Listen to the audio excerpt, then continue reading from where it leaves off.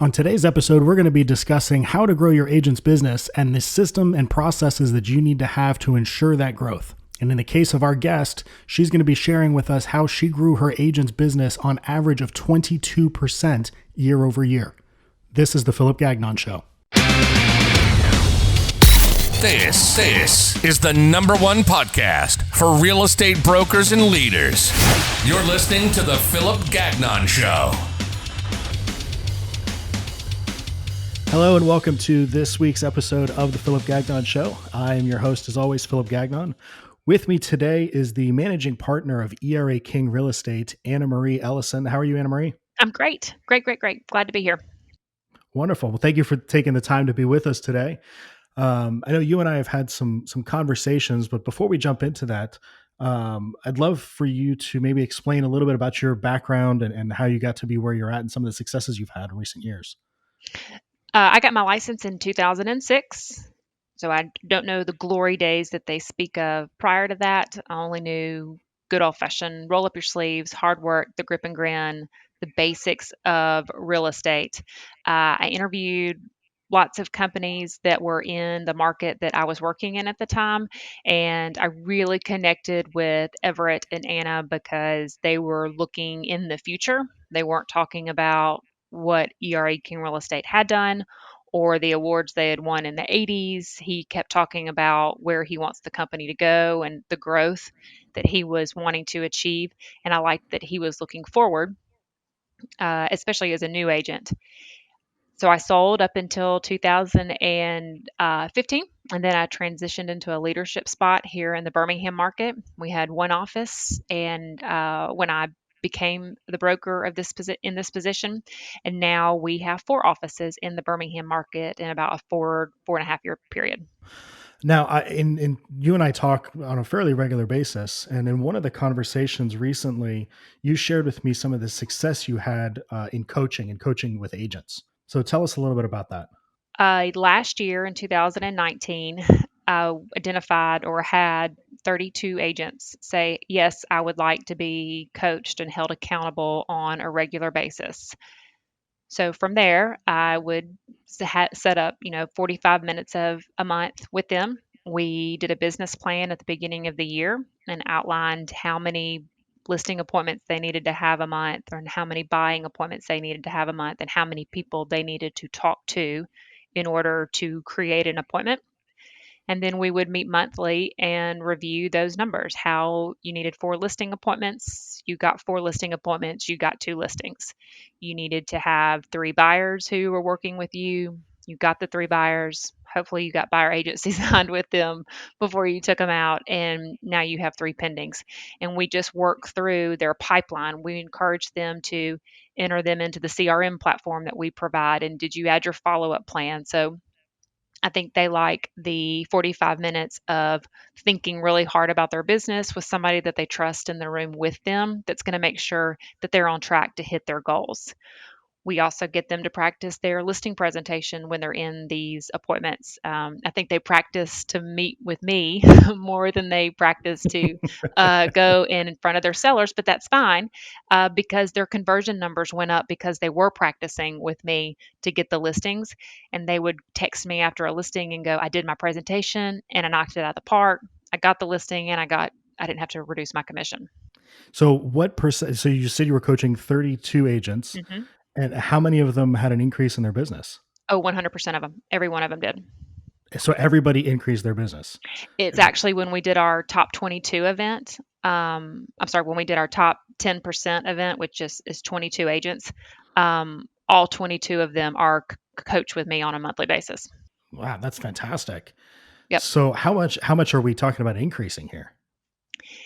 Some of them obviously saw astronomical numbers of, 30, 40%. I would say the average is probably 21.5%. So 21.5%. Go ahead. And that percentage is of their take-home money, because we don't look at transactions or volume. You can't pay your mortgage with a side that you sold or $100,000 house that you sold, but you can pay your mortgage with what your net income was. And so we review, this is how much you need to make this year. This is how many deals on average you need to do to get there. So we look at that number. So that's the type of increase that they saw, not a GCI number.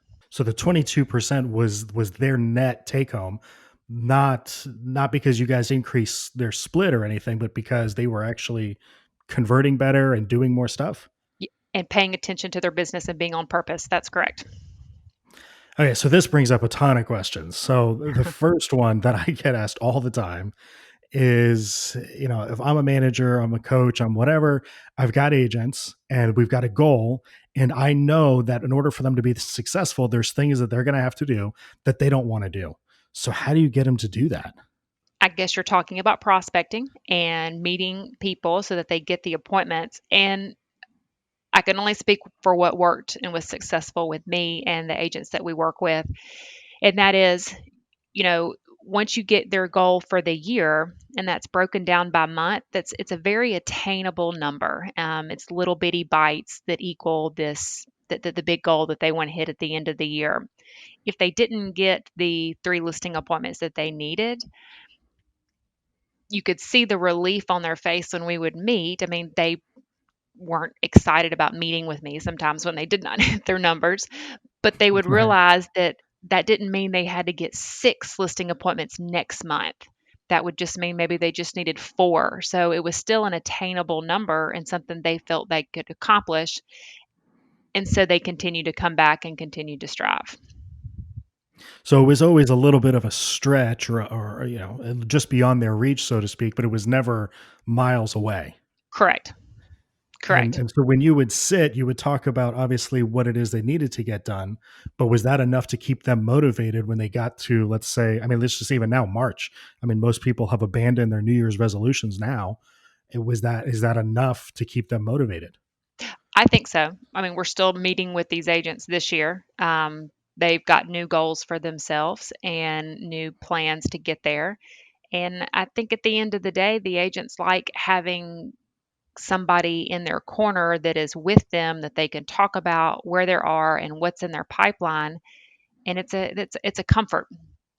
They're not in it alone. Remind me again what the percentage increase was when you said that 21, there was. yeah, about 21.5%. So let's just say 22% growth. I can't imagine anybody that would not like to have 22% growth out of any agents, much Hmm. less 10% of them or more. So how do you do this? I mean, that's sort of a big open-ended question, but I mean, I'm putting on my manager hat for a second.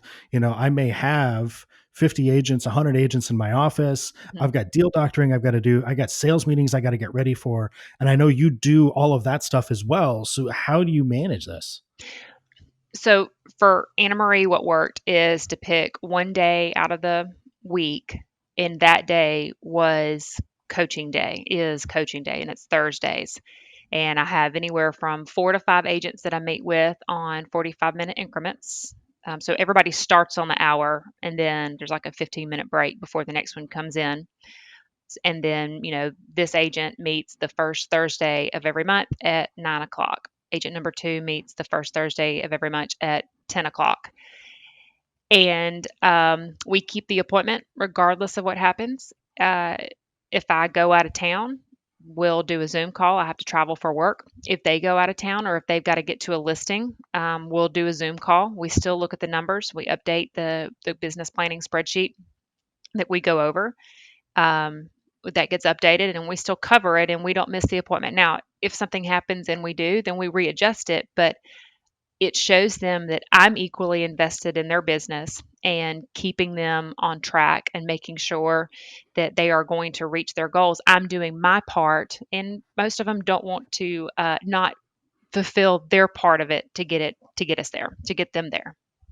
They say I'm putting in 50%.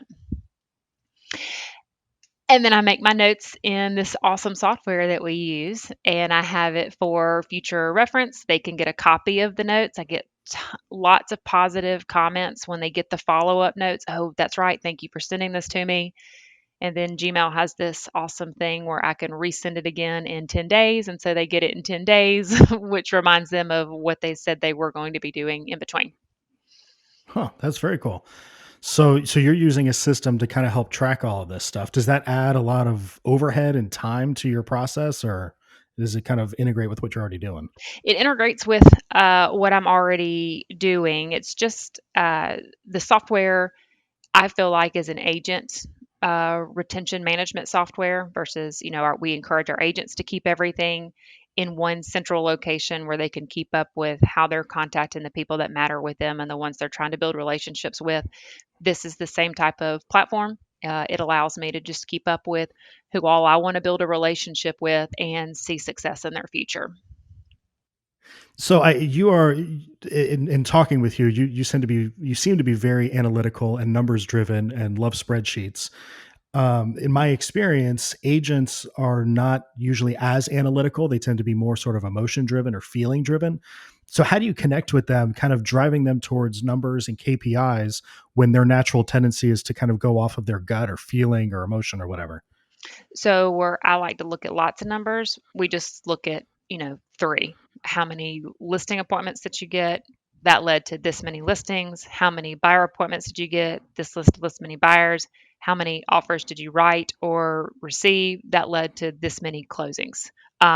So we look at the big three there. So do you go through things with them like cancellation rate and leads generated and any of that kind number of contacts made, or is it just really appointments, offers, contracts, listings?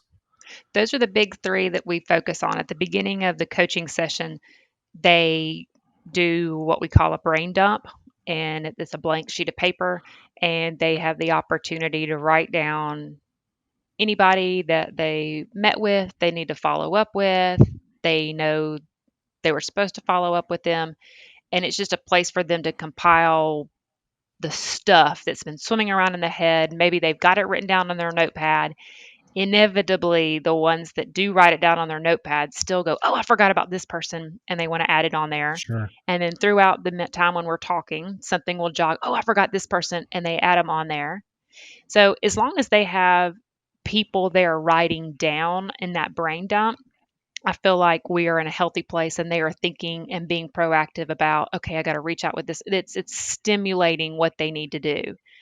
In the event we do that and they don't write down a bunch of people, I've got a couple of cheat sheets that they can look through to see, okay, who do I know and this might fill in this bucket of my life? Who do I know that might fill in this bucket of my life to generate some prospecting type of things? They don't like to prospect. Nobody really enjoys prospecting. So I Sure. try and approach it from a different place of, so who do you know that might be looking to make this transition soon? So then it's not really like a cold prospecting. It's more of a warm, like you kind of Mhm. already know somebody, and it's Mhm. more like calling a friend up rather than a FISBO or expired listing or whatever. Well, and like one of the things that jogs their memory on the cheat sheet is if it's not filled out or if it's a newer agent, they might write down the question is, have you seen anybody on Facebook who's having a baby? Oh yeah, I saw da da da da da da. You think they might, and so it just kind of jogs, makes them think through who might be having a transition in their life soon that they're going to need a different housing situation. So it sounds like you've kind of got a structure and an outline to these coaching sessions.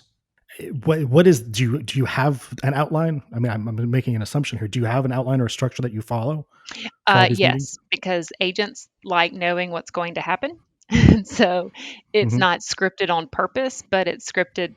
Well, it is scripted on purpose. Who am I kidding? It's scripted so that we follow the same order every single time. They like knowing the order, and they like, even as adults, we like to know where we're going to sit on the airplane or where we're going to sit when we go to lunch. That doesn't change when we get out of school. They like knowing what's going to come up. And so, yeah, I would say that the format is very similar every single meeting, unless they come to the table with something they want to talk about right at the front. And then obviously we would deviate from the plan a little bit. But you even have a space to allow that. Mhm. Well, yes, when they come prepared, we go through their appointments, the brain dump, the appointments, the meetings, the pendings, the contracts, we go through that fairly quickly. And then there's 22 or so more minutes that we're like, so now what do you want to talk about? You went on 8 listings. We don't need to practice your listing presentation. You got 7 of them. Right. So what do you want to talk about? And that's an opportunity for me to hear about what's going on outside of real estate in their life. Or yes, they come with a, hey, I have this issue that I think is going to come up. How should I handle that? So obviously you're very consistent with the structure of your meeting, which obviously the agents appreciate because then they know what to expect and what's coming and it doesn't feel like stuff's coming out of left field. But for yourself, how do you make sure that you're being consistent with these meetings and following the same steps every time? I mentioned the software earlier on this podcast, and 3 Data Pulse is the name of it. It allows me to go in and review the notes from the previous meeting as I'm meeting with an agent or in preparation of meeting with an agent, so I can make sure I'm following the same format. And because everybody uses the same business planning tool and the same coaching spreadsheet, it's able to keep everything extremely consistent between the agents. The numbers are different on there, um, but the concept is the same, and so it's easy to be consistent between the meetings. And they even have caught on to some of the my Anna Marie script that I write or my shorthand that I'll write because they'll come in and Lisa's an example. She'll come in and she already knows how I'm going to draw the arrows from right to left. And so she'll just turn over her sheet of paper so I can see she did it on the right side. She moved it over left side. And here's the arrow, which that means it's a list. She means she got it. So we've got the arrow going over. And so she's already adopted some of my shorthand for my notes that I make on sheets of paper and stuff. It's kind of funny. So, I mean, just by doing this over and over and over again for a year and, going into year 2 now, I mean, I would imagine the agents are starting to anticipate what's going to happen. Yes. Sometimes they'll say, hey, I can't make it. Can I send over who I met with? And with the arrows that, yes, I got that listing and here's my brain dump. Sorry, I'm on vacation. So they get anticipatory of the meetings too. But again, human nature, they like that they know what's going to happen. There's not going to be any surprises. And with all of that consistency, you're obviously driving behaviors, hopefully good behaviors, Hmm. which means that the agents are now able to do those activities that are going to make them successful without having to exert a lot of energy because it's just a habit. Exactly. And they look up for a minute to see where the boat's going. They've been paddling, they've been rowing, working very hard. And let me look up for a minute to make sure the boat's still going the direction that I want it to go. So I know that because you mentioned this earlier, and I think the fact that you are so invested in the coaching and the fact that the numbers you guys look at are the agent's net. Talk to us a little bit about the how you guys approach the agent holistically. Because I know a lot of companies will see an agent as a net number or they see it as body count. How do you guys view the agent? As a human being, I mean, we don't buy, we never talk about people in terms of quantity. We want, I want to work with people that I enjoy spending time with. Nobody wants to come to the work and roll their eyes, or I don't want to look at my phone when my phone rings and go, oh, here they are again. I don't This want to, one's calling. right, or oh, here they are again. Now what's the problem? And that's not fun. I don't want them to do that when I call them either. I want to be, oh, it's Anna Marie's calling, or oh, it's this agent calling. Let me see what they need. There's something very empowering about working in an environment where you enjoy everybody being here. There's something very comforting in knowing that you work with people who are very consistent and I hate to use the term stable, but there isn't a lot of volatility in the way that they handle things. When you spend time with those types of people, um, you can't help but build a relationship with them that's outside of how many listing appointments did you get, how many buyers did you work with, and you want to see them succeed and be successful in all aspects of their life.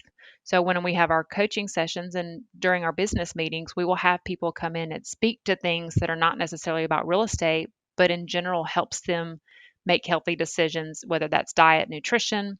We have had sleep doctors come in and talk about the importance of getting sleep and how necessary sleep is. We have people come in and help with meal prepping and planning for their week because it helps them be happy and make good choices so that they enjoy what they're doing and they have a happy home life too. So you guys go way beyond the transaction, closing techniques, handling objections. I mean, this is really looking at the whole life, the holistic view of an agent. Yes, I would say that our coaching sessions are more like life coaching sessions sometimes than just real estate. But that's okay. I enjoyed that role. Um, apparently, I do it well because of the numbers that we're seeing, and I've literally filled up my time that some of our newer managers are now taking on some of the agents that have come on. They're doing everything the exact same way that I've laid out, so that they can take on some newer agents to coach them, so that they see the same success also. So earlier is obviously you guys are doing a lot, and you personally are doing a lot as well as your staff. And we talked a little bit about time blocking, and this is my coaching day. What does your calendar look like? How do you set all this up, and how do you stick to it? So I look at a calendar. I've sat through lots of time blocking exercises and time blocking seminars and read books on time management all the time. And the underlying theme of all of these things I set through is your ability to be in control of yourself. And that NO word that is very powerful. And it doesn't, we feel bad for saying it. We feel worse for saying than the person who is receiving the no actually feels that you gave it, because we don't want to hurt anybody's feelings. Um, so my calendar looks at the beginning of the month. We'll make sure all the big things are in there. Business meeting, obviously the coaching days are already in there. I serve on our local association in a executive committee position, so I have those meetings I have to fill in. So I've got the big things in there. And then every Sunday, I go in and look at what I need to do for the next week. And I will go, all right, I'm going to work on my business meeting prep on Thursday after my coaching sessions at 2 o'clock. And I will go ahead and add it as an event on my calendar. I color code it yellow because yellow is busy work on my calendar. Blue is actually me meeting with another human type things. And then the green events are money making events. Those are agents when we're meeting with agents. So all coaching sessions are in green, business meetings are in green. Um, if we're doing any team building, those are all in green. Anna Marie's busy works in the yellow color called banana on the Google Calendar. Banana. Yeah, banana. And I will block it off on there. This is when I'm doing this from a weekly standpoint. And then at Like, night, what kind of stuff falls under busy work? well, business meeting prep. So Lauren So helps more puts like the framework. administrative type tasks. Well, Lauren puts the framework of the slides together, but I have to go in and add my portion of those slides. I'll also review what everybody else put in at that time to make sure that it looks right. All their fonts match, silly stuff like that, that only bothers me apparently when all the fonts aren't consistent throughout the slideshow.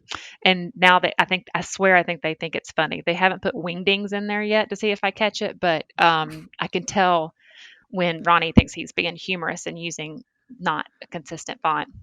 So like that would be busy work. But I also, when you're coaching on Thursday all day, I have to set a time to go in and look at where is Carrie for the year? Where is Jason for the year? Let me update the spreadsheet so that I'm prepared and review her notes. So I'll go in there and block off the time. It's Wednesday afternoons before I take my son to dance, and we'll review the stuff for the next day's Thursday. And then when Major's at dance, I'm researching other companies, and I use that for M&A opportunities to research who's out there, who might be struggling, who can we help. So that's how I kind of break down my calendar. And then I do that on a nightly basis too. These are some things that I didn't get done today. When am I doing them tomorrow? I call it time activation, and I draw a circle around the dot when I put it on my calendar to accomplish, and I give myself a beginning time and an ending time.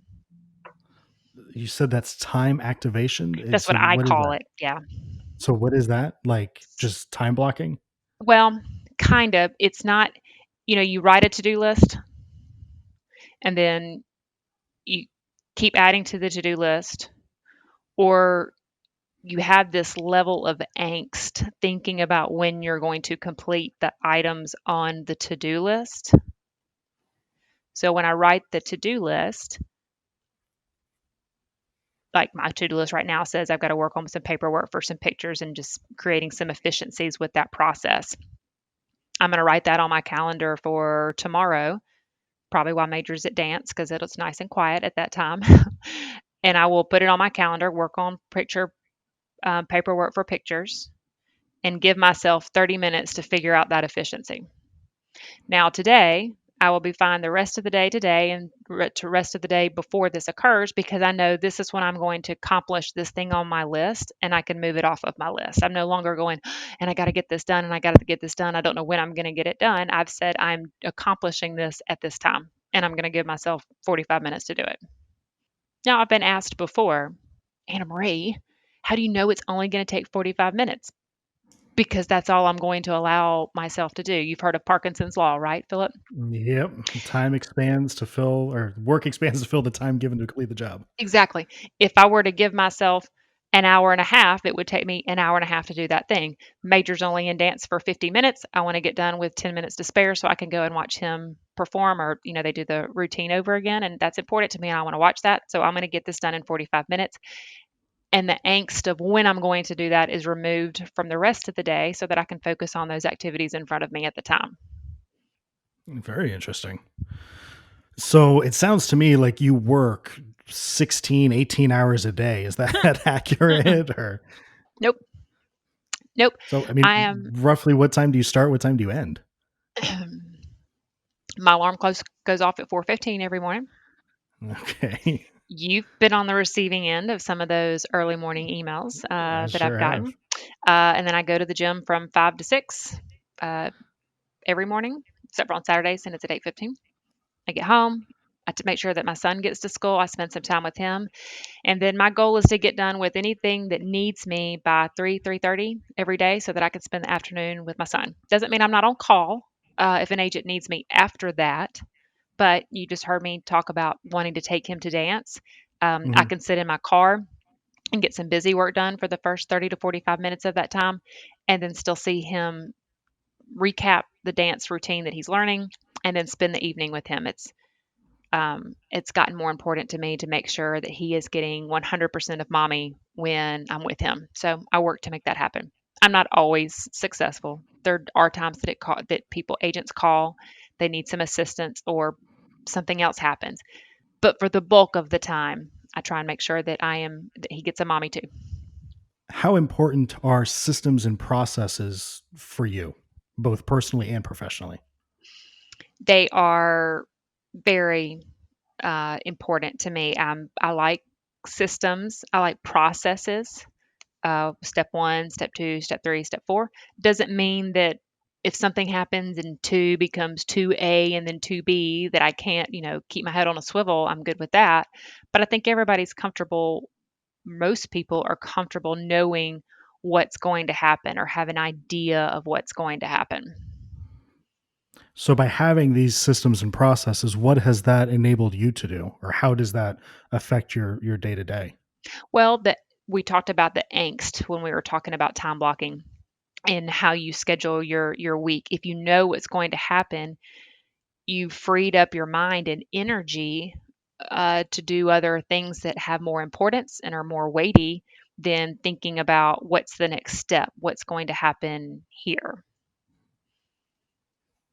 So basically, it's freeing up resources so that you can focus on more important things rather than what's next. Correct. If I could get to a place where I thought I could wear the same thing every day to work and not people make fun of me like Jake from State Farm, and for those of you that don't know, Jake from State Farm always wears khaki pants, red shirt in all of his commercials. If I could figure out how to do that, I would do that because I don't want to spend that energy on something that doesn't matter. So obviously, systems and processes are important to you, and they enable you to do more and expend less resources. And you mentioned 3 data pulse, so I'd just like to talk Mhm. about that for a second. Clearly, that's been really instrumental in your development efforts and growing your agent's business. Mhm. How has that impacted that, and how has that facilitated that and grown that? Free Data Pulse has been a backbone for several of our offices for probably almost a little over 2 years now, 18 months, or somewhere in between 18 and 24 months. I've had additional teammates come on board that are in leadership roles. It's new software is always going to have a learning curve with it. They like that they can see the notes that others have left or other meetings. It's cut back on some of the mama daddy in that goes on between agents sometimes, where they want to ask different people until they get the answer that they want, because we can Right. see this one answered it this way. They've already asked them that, and we all have the same think alike when it comes to a lot of those tough questions. So it Mhm. also has allowed me to make sure that we're giving consistent information to our agents when they come in and they ask questions.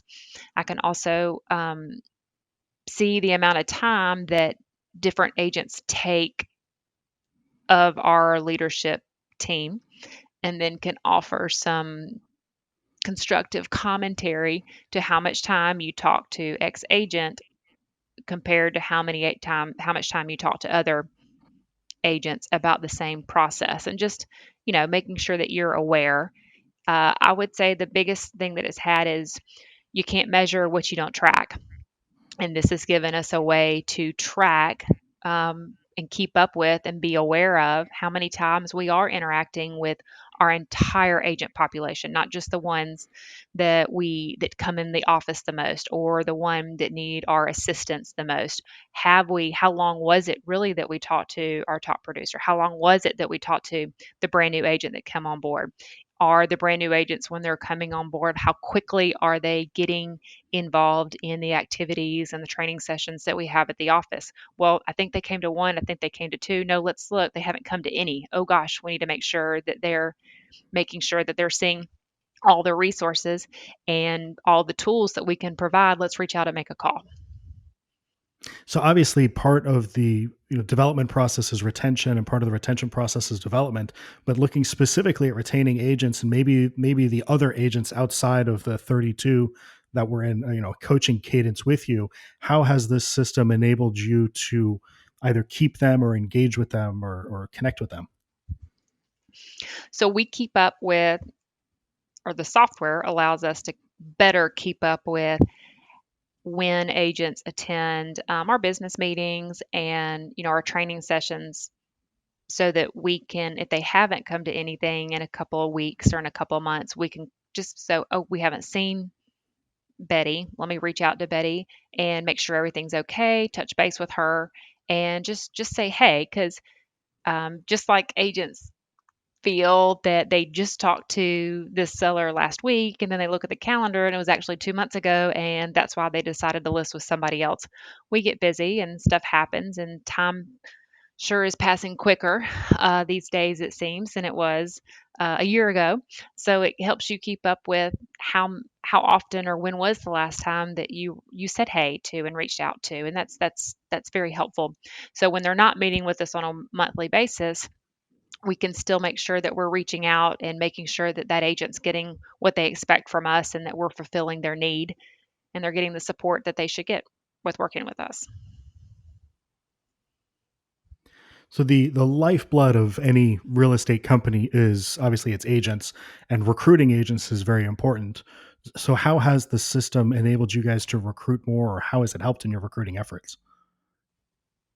I feel the software has given us more insight into the agents who have already partnered with us, which makes it easier to identify agents that we feel would be a good fit and would add to the synergy that's already inside the buildings that we have with our agent family, our agent community. The software has the ability for us to keep up with conversations that have been had with agents who aren't already with us or we have identified and think would be a good fit. Surprisingly, with the growth numbers that we're seeing and the direction we would like to go, we're not at a place where we have to recruit a whole bunch of agents to come on board in order for us to hit our goals.